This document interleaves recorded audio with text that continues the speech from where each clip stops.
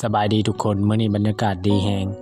มื้อนี้ออกไปไถนาโคกทุกคนไถหว่านข้าวทุกคนไปกับจันอ้วนเพิ่นแล้วก็บอดี้มื้อนี้ก็บรรยากาศก็ดีแน่หน่อยหนึ่งนะแดดบดๆอยู่นั่นแหละทุกคนเอ้ยตอนเฮาบ่เฮ็ดเวียกนี่ห่มได้ครึ้มบัดพอเฮามาไถนาเนี่ยโอ้ยแดดแม่งเลยแดดแบบหัวอยากแตกเลยนะตอนนี้เราก็เกียมหันตินรถตินล้างใส่ตินเล็กทุกคนให้มันเรียบร้อยมื้อนี้จานด้วนเพิ่นว่าเพิ่นสิเมาไถเองเพิ่นว่าข้อยสิเป็นคนหว่านข้าวให้เพิ่นมีไผเคยเฮ็ดสูตรแน่นี่ทุกคนหว่านก่อนไถเนาะข้อยก็บ่เคยเฮ็ดจักเทื่อดอก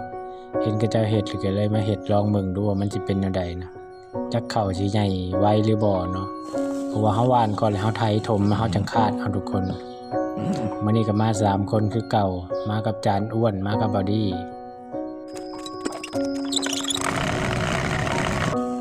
ก็ได้ย้อนเพิ่นหลายอยู่ใด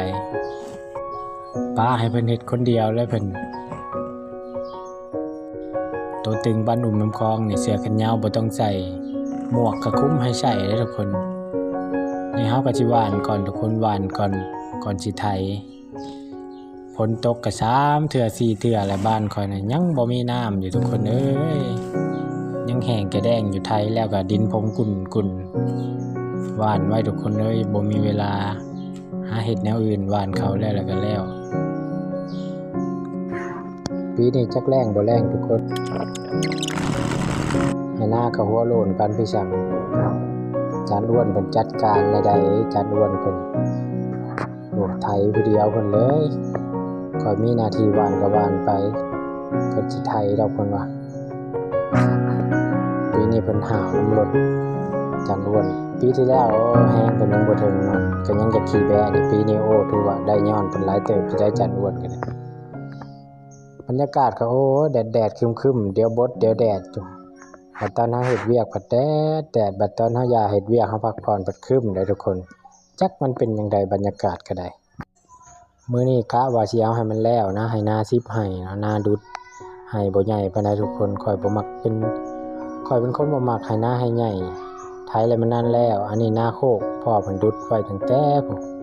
ดุด3เทื่อ4เทื่อทุกคนเพื่อสิได้เป็นให้นาต่อก็เพื่อสิเบิดทุกคนเจ้าเบิ่งกว่าแดดนะแดดแม่งแดดแบบหัวอยากแตกทุกคนเอ้ยแดดขนาดเขาบอกว่าปีนี้แดด2 หนปีนี้น่ะสิแล้งเขาบอกว่าแต่สิท่วมเพิ่นก็บ่ฮู้คือกันเนาะมาเฮ็ดนาปีแรกบ่ได้เฮ็ดนา 2-3 ปีแล้วทุกคนเอ้ยปีนี้มาเฮ็ดนากับข้าวเที่ยงเฮานี่ก็บ่มีหยังดอกทุกคนมีแต่ดาดหมูแล้วก็เอาพริกผงโรยใส่แล้วก็กินเลยทุกคนกินง่ายอยู่ง่ายคือเก่าอันนี้ก็ให้เจ้าที่เพิ่นมากัน3คนมื้อนี้กินข้าวเที่ยงกันมาเด้อทุกคนกินข้าวเที่ยงกันแซ่บๆคือเก่ากินข้าวอยู่ป่านี่มันสุดยอดเลยทุกคนกินหยังก็แซ่บข้าวก็ว่าถือมาหลายอยู่เกือบเบิดติ๊บเกือบบ่อิ่มทุกคนเอ้ยกับข้าวเฮาก็บ่มีหยังหลายดอกมีแต่ทอดมีแต่ดาดหมูนี่แหละบรรยากาศนี่ก็โคตรแดดเลยทุกคนมื้อนี้โคตรเมื่อยเลยอยากให้มันแล้วนะบืนมาสั่นกับจานอ้วนเพิ่นก็เก่งได้ไถให้มื้อนี้โอ้ทั้งไถทั้งคาดซอยมื้อนี้ที่ว่าจานอ้วนนี่ผ่านปีสิมาเนี่ยว่าป้าให้เพิ่นเฮ็ดผู้เดียวแล้วเพิ่นผ่านแล้วได้เพิ่นใหญ่เลยเดี๋ยวนี้กินข้าวเที่ยงทั้งเว้าพื้นไปทุกคนเด้อบรรยากาศอยู่ตรงไร่ตรงนา3 คนกินข้าวไปนำเว้าพื้นกันไปนำทุกคนแม่งขี้ให้ก็หลายตอนเที่ยงนะทุกคนกินข้าวกันทั้งไร่แม่งขี้ให้ทั้งกินข้าวก็แซ่บคือเก่านะทุกคนกินข้าวแล้วกะว่าสิเอาให้มันแล้วเลยในมื้อนี้พักผ่อนหน่อยนึงก็พอทุกคนเอ้ย